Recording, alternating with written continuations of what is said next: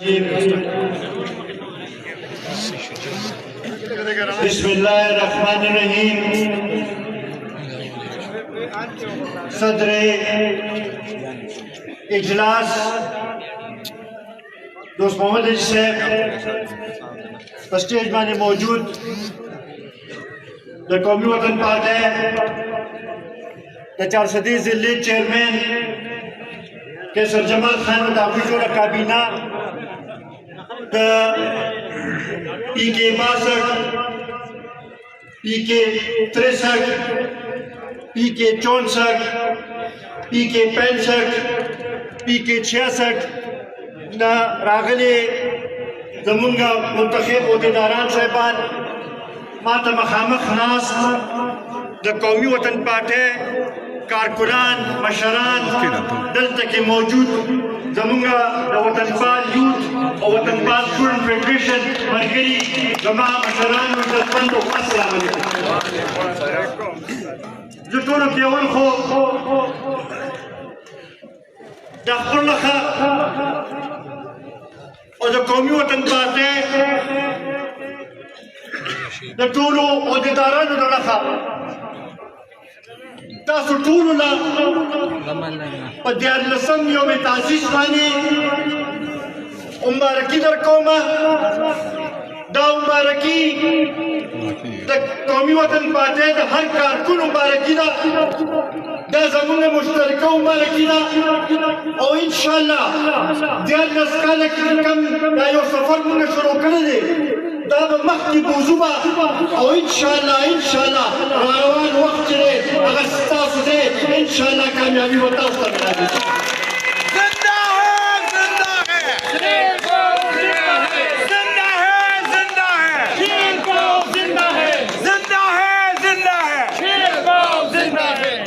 زه په دې موقع باندې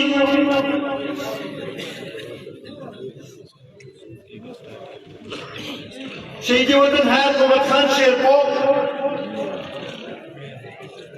او د هغوی سره زموږ هغه کومو کارکنانو چا چې د دې پارټۍ لپاره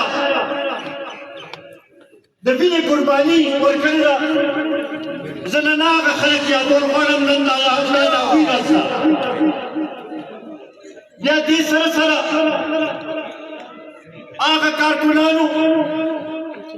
هغه ملګرو چې چا شهید وطن حیات محمد خان شیرپو سره کار کړی شهید وطن حیات محمد خان شیرپو شهید وطن حیات محمد خان شیرپو بیا د هغوی نه پس د ملي رهبر جناب آفتاب احمد خان شیرپو سره ورځ او شپه جدوجهد یې کړې د مرشداګانو مقابله یې کړې د مختلف قسم حالاتو مقابله یې کړې د دهشتګردۍ مقابله یې کړې هغې ملګرو ته زه سلام پېښ کوم نن دا د هغوی راز ده په دې موقع باندې زه خپل هغه ټول کارکنان یادول غواړم هغه کارکنانو هم سلام پېښ کول غواړم چې چا په کلو کې د قومي وطن پارټۍ جنډه یې لګولې ده ثابت قدم ولاړ دي او په هره موقع باندې د پارټۍ سره ثابت قدم پاتې شوي دي او د پارټۍ هر حکم باندې لبیک ویلي دي او جدوجهد یې کړی دی او خپل هغه تبلیغ یې پرېښی نه دی هغه ټولو کارکنانو ته زه نن سلام پېښ کوم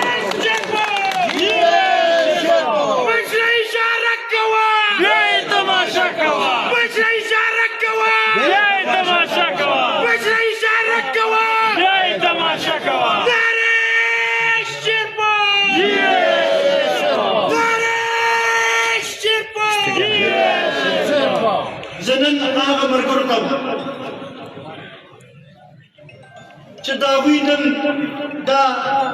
دلته کې دویمه پیړۍ یا درېیمه پیړۍ دا چې هغوی دلته موجود دي پلارانو یې یا مشرانو یې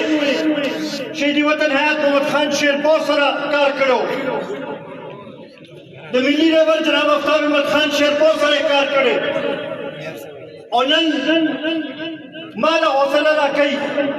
مونږ سره ولاړ دي هغې ټولو ملګرو ته سلام پیش کوم دا ستاسو ورځ ده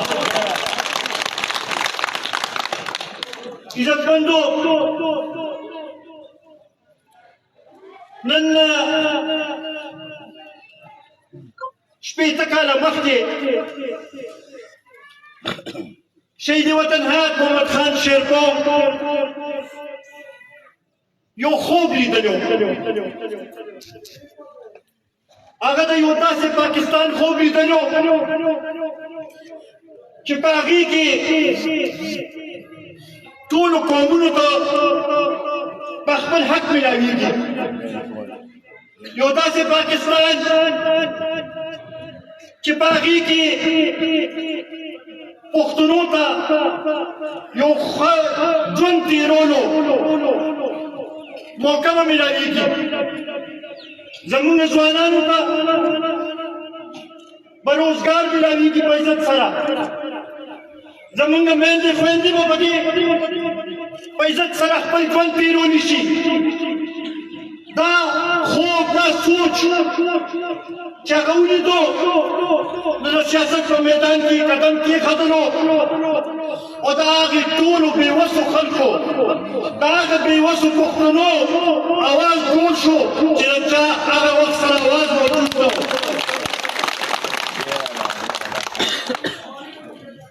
هغه د خپل دې خوب لپاره دې حده پورې چې جدوجهد وکړو چې موقع راله نو د سر قرباني یې ورکړه خو د خپل قوم نه وروسته نه شو د خپل څوک دې د هغوی نه پسته ملي رهبر جناب آفتاب احمد خان شیرپو صاحب هغه سلسله مخکې روانه کړه د خپل خدمت په ذریعې د خپل د ترقۍ سفر په ذریعې د پښتونخوا ګوټ ګوټ ته لاړو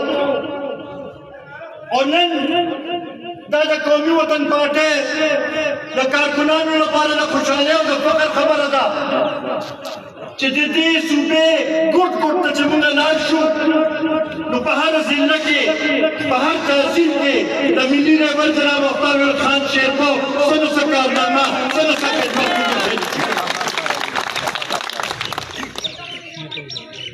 دې سره سره ملي رهبر دا هم وکړو چې د شهید وطن حیات محمد خان شیرپو هغه سوچ له یو پلیټ فارم یې جوړ کړو هغه پلیټ فارم نن د قومي وطن پارټۍ په شکل کې زموږ ټولو اساسه ده دا زموږ ټولو پارټي ده ما نه مخکې دلته کې خبره وشوه چې به یې راپاسې او تاسو وګرځئ او خلکو له دعوت ورکړئ او دا ضروري نه ده چې ستاسو کار څوک وګوري دا خو زموږ خپل کار دی زموږ خپله پارټي ده زموږ خپل سوچ دی زموږ خپل فکر دی زموږ خپل سیاست دی دې لپاره خو که زه راپاڅم او چا له ورځمه دا خو د خپل کار کې کار کوم دې کې خو بلکل هېڅ قسمه هېڅ اجاحت نه دی پکار دا د هر کارکن د هر یو کس فرض دی دا به راپاڅومه دې لپاره به جدوجهد به کوم دا پارټي به موږ نه مضبوطوو دا به موږ جناب آفتاب احمد خان شیرپو عزتمندو امدادي ضرورت دی خلک مایوسه ناست دي 14 کاله یوې پارټۍ ته مسلسل دې صوبې کې اقتدار ملاو شو په دې 14 کالو کې د پښتنو سره ډېر زیاتې وشو پښتنو کلتور زمونږ هغه روایات چې دی هغه هغوی بلکل ختم کړل. زمونږ را روان نسل چې دی د هغوی تربیت یې ډېر غلط طریقې سره. نن که موږ وګورو په دې سیاست کې دا کم تناو او دا کم لهجه او دا کم لغت استعمالیږي د دې بنیاد هغوی کېښودل. کم از کم د قومي وطن پارټۍ کارکنان فخر سره دا ویلی شي چې زمونږ کارکنانو زمونږ مشرانو چې ته د دې حصه نه دي جوړ شوی چې ته داسې لهجه داسې هغې نه استعمال کړي. قومی وطن پارٹی قومی وطن پارٹی شہید وطن حیات محمد خان شیرپو شیر پاکستان جناب آفتاب احمد خان شیرپو شیر سکندر خان شیرپو شیر سکندر خان شیرپو. عزتمندو دې 13 کاله کې تبدیلی خو موږ هغه شکل کې ونه لیدله چې کومه دې وې چې راغلي وه. په دې شکل کې مو لیدله چې خپل روایات زموږ خراب شو. درې وزیراعلیګان تېر شو او دا د څلورم راغی. یو خو د میډیا په وساطت سره ستاسو په وساطت سره د مرکزي حکومت ته موږ هم دا درخواست کوو چې دا ملاقات ته موږ ورکړي چې دا ګیلې ختمه شي چې دا حکومت جوړ کړي دا صوبه څنګه داسې لکه ناسته ده. دا دې 10 ورځې تېرې شوې حکومت موجود نشته. لا وزیر اعلی صاحب پکار دی چې بریفنګ اخیستې وي د دې صوبې په مسلو باندې د هغې د حل لپاره میټینګونه یې کړي وي د هغې لپاره یې صلاحیت جوړ کړی وي هغه شروع کړل د جلسو نه او د احتجاجي تحریکونو نه. احتجاج خو تاسو د 13 کالو نه امدا پښتانه تاسو استعمالوئ لګېدل او د څه مقصد لپاره موږ خو د هغې مقصد باندې پوه نه شو. موږ خو نه لیدل چې یاره تاسو څه داسې تبدیلي راوستله څه داسې دغه وکړو چې هغې سره د دې پښتنو چې دی په دې په ژوند کې فرق راغلي. 13 کاله ډېر لوی عرصه ده. داسې موقع هېچ چاته هم نه ده میلاو شوې. دوی به وې چې موږ ته چې دا موقع نه ده میلاو شوې نورو پارټو ته موقع میلاو شوې ده او موږ له موقع راکړئ. نن ته موږ 13 کاله پس ته تپوس کوو چې تاسو ته خو موقع میلاو شوه 13 کاله مسلسل موقع میلاو شوه. نن ولې زما پښتانه چې دي داسې حالت کې ناست دي؟ نن ولې د پښتنو وینه تویېږي؟ نن ولې دلته کې امن نشته؟ نن ولې پښتنو بچو ته د تعلیم سہولت نشته؟ نن ولې د پښتنو ته د صحت سہولتونه نشته؟ نن ولې د څښلو صفا اوبه سہولت نشته؟ نن ولې زما زمیندار چې دی هغه داسې ناست دی د هغوی څوک تپوس والا نشته د هغوی مسایل کې رس تر رسه اضافه کېږي لګیا ده. نن ولې زما د میندو خویندو چې دی د هغوی چې دی ژوند کې فرق رانغی هغوی په مشکلاتو کې اضافه شوې ده. نن ولې دلته کې ناسته ځوانان چې دي بې روزګاره ګرځي لګیا دي 13 کاله 14 کاله سبق وایي ډګري واخلي په دې سوچ سره چې یاره موږ ته روزګار میلاویږي او 14 کاله پس ته ورته دا بیا پته ولګي چې کله د نوکرۍ لپاره اپلای وکړي نو ورته وایي چې یاره دې کې خو د قائد اعظم بابا نه بغیر چې دی چاته به دا دغه نه میلاوي. داسې ته وکړه داسې ته وکړه تاسو ټول دې خبرې کوئ کړه دې خو یې کرپشن نه ختمو او کرپشن چې په دې دور کې چې څومره سیوا شو زما خیال دی داسې ریکارډ چې د کرپشن نه نو کتلي داسې ته وکړه. نن ادارې چې دې مفلوجې شوې نن د حکومت نومې شی چې دی موجود نشته. نن هغه سکولونه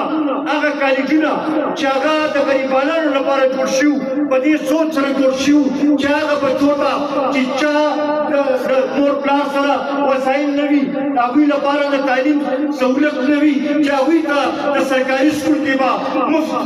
تعلیم به میلاویږي به نن هغه سکولونه نن هغه کالجونه چې دي هغه پرایویټایز کېږي لګیا دي. نن هغه اسپتالونه چې هغه د غریبانو لپاره جوړ شو د غریبانو د علاج لپاره جوړ شو نن هغه هسپتالونه پرایویټایز کېږي آیا دا د شرم خبره نه ده که ستاسو خیال وي نو نن نه 14-15 کاله مخکې په لاهور کې ډینګي راغلی وه او دې عمران خان به جلسې کولې او هر ځای کې به یې ویل چې یاره شهباز شریف سره د دې یو علاج نشته او دا چې دی دا د دې علاج وباسل پکار دی او دې چوک دی کرپټ دی نو دې د دې شي طرف ته توجه نه ورکوي د عوامو طرف ته توجه نه ورکوي نن دې موږ دا تپوس کوو چې دا ډینګي خو خیبر پښتونخوا کې ډېره زیاته شوه زموږ په دې 400 کې ډېره زیاته شوه په پېښور کې ډېره زیاته شوه نن د دې ذمېدار څوک دی د دې ذمېدار دا پي ټي آی حکومت دی او دا ناهیله حکمرانان دي نن چې موږ وګورو چې کومې ادارې ته لاړ شو نو د مسایلو شکایت نن همدغه وجه ده چې پښتانه ډېر مایوسه ناست دي او د هغې مایوسۍ تاسو دې نه هم اندازو لګوئ چې دا بله ورځ په 400 کې کومه جلسه وشوه صوبایي حکومت وي 15 MPA-ګان وي 2 MNA-ګان وي او د صوبایي حکومت مکمل وسایل وي نو په هغې کې به بیا داسې جلسه کېږي بیا به پکار چې د لکونو په تعداد کې جلسه شوې دغې نه اندازه کېږي چې د دوی خپل کارکونان هم ځینې مایوسه ناست دي اوس دا د دې طرف ته اشاره ده چې پښتانه دې ته ناست دي چې څوک به راځي او زموږ اواز به جوړېږي ستاسو په وساطت سره ستاسو په وساطت سره زه ټولو پښتنو له دا پیغام ورکول غواړم خو تاسو ته مې یو درخواست دی دا پیغام به لږ تاسو به ورسوئ چې راځئ ملي رهبر جناب آفتاب احمد خان شیرپور لاس مضبوطو د هغه په شا ودرېږو او بیا تاسو وګورئ چې د پښتنو څنګه ترقي کېږي دلته کې څنګه خلکو ته روزګار میلاوېږي دلته کې څنګه سړکونه جوړېږي څنګه هسپتالونه جوړېږي څنګه ګیس راځي څنګه نور داسې ترقیاتي کالجونه جوړېږي دا یو عمل شروع کېږي دغې لپاره بیا دغه ځای کې مخامخ ته ناست کم ځوانان چې دي دوی ته وایم چې تقریبا 14 کاله دا هغه که تاسو وګورئ چې 14 کاله مخکې څوک په 8 و 9 کې وو څوک په 5 شپږم کې وو هغه نن دې راغلي دي چې هغوی روزګار غواړي لګېدل هغوی ته دا ویل غواړم چې نن نه څو کاله مخکې دلته داسې دور و چې ملي رهبر جناب آفتاب احمد خان شیرپور په وخت کې دا نوکرۍ چې دي دا په زرګونو په تعداد کې خلکو ته میلاوېدې وې او بغیر سلانت سره میلاوېدې چې بیا داسې دور تاسو غواړئ نو بیا راپاسې دا ځوانان چې دي دا به زمونږ مټې جوړېږي به دا به زمونږ مټې به جوړېږي به او انشاءالله بیا تاسو ګورئ زه ستاسو په وساطت سره خپلو میندو خویندو ته هم دا وایم لکه چې که دا 2-3 ځله موږ وکتل نو زنانو زیات ووټ پي ټي آی له ورکړی دی